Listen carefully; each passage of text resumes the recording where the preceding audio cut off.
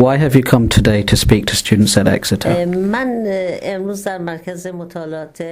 been invited by the Department of Islamic and Arab Studies here to speak, and I would like to concentrate on the Arab movements, the uprisings, what is happening with those movements, and also the present situation that Iran finds herself in.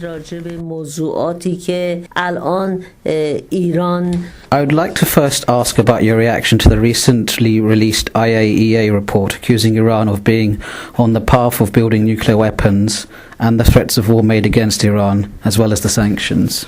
Iran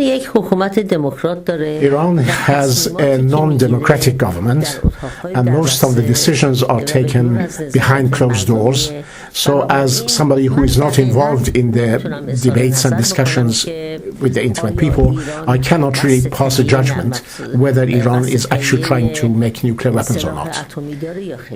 However, as an Iranian citizen, I would like to say that even if the purpose is completely peaceful, I'm against it, because we have no need in nuclear reactors. Iran is a country with plenty of sun. We have got other ways of creating energy.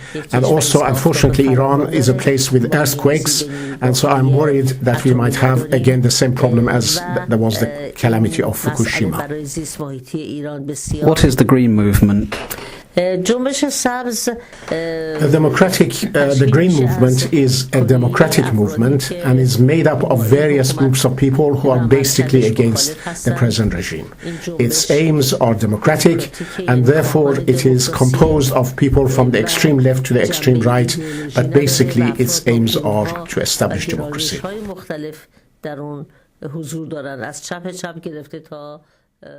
As a result of the Green Movement, there have been mass arrests by the Iranian government of Green Movement activists. What information do you have on what has happened to these activists? The people who have been arrested without legal procedures. They have been arrested by security forces, and the government does not even observe or implement the laws that it has made itself regarding these people. You left Iran in 2009 to come into exile here in Britain. Why have you done this? On 11th June 2009, I had left Iran only to take part in a 3-day conference in Spain. But by the end of that, on the 4th day, when I was going to return, unfortunately the situation in Iran was not what I had left it, like the one I had left it. A large number of people had been arrested, there had been mass demonstrations, there had been casualties. So instead of returning to Iran, I was urged to go to the United Nations and submit a report about what had gone on in Iran. Since then, I've been traveling practically non-stop.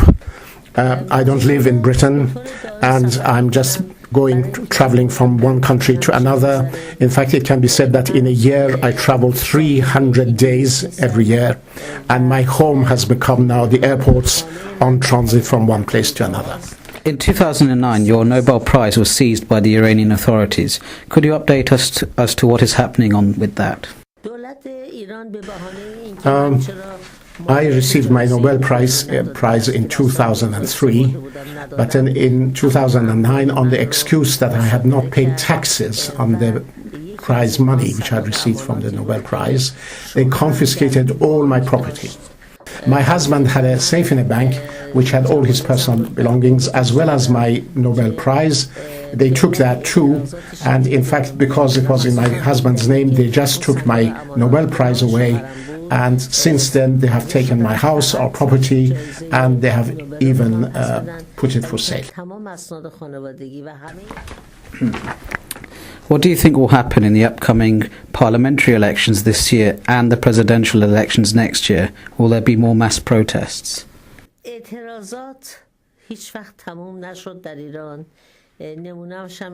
Protests in Iran have not ceased. Every so often they are arresting a number of people, and there are protests ongoing, and including just last week they arrested 5 people, 2 of whom are journalists.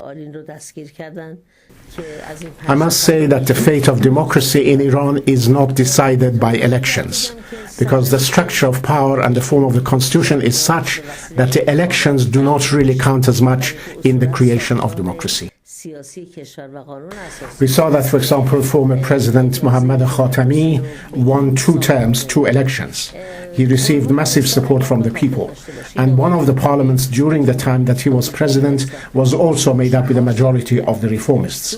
But even then, we noticed that there was not much improvement in the process of democracy because the form and the content of the constitution does not allow the development of proper democracy in Iran. And finally, where do you see Iran politically in 10 years' time? The situation in Iran at the moment is very turbulent and stormy, and it is very difficult to foresee what happens in 10 years' time. But here I also would like to refer to the situation in Syria and how Bashar Assad is killing a lot of innocent people.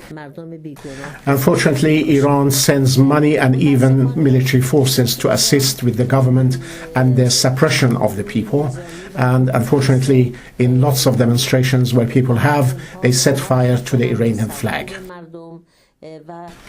On behalf of Iran as an Iranian, I would like to confirm the legitimacy of the uprising of the Syrian people, and I'm very sorry that Iran is committing these crimes against the Syrian people.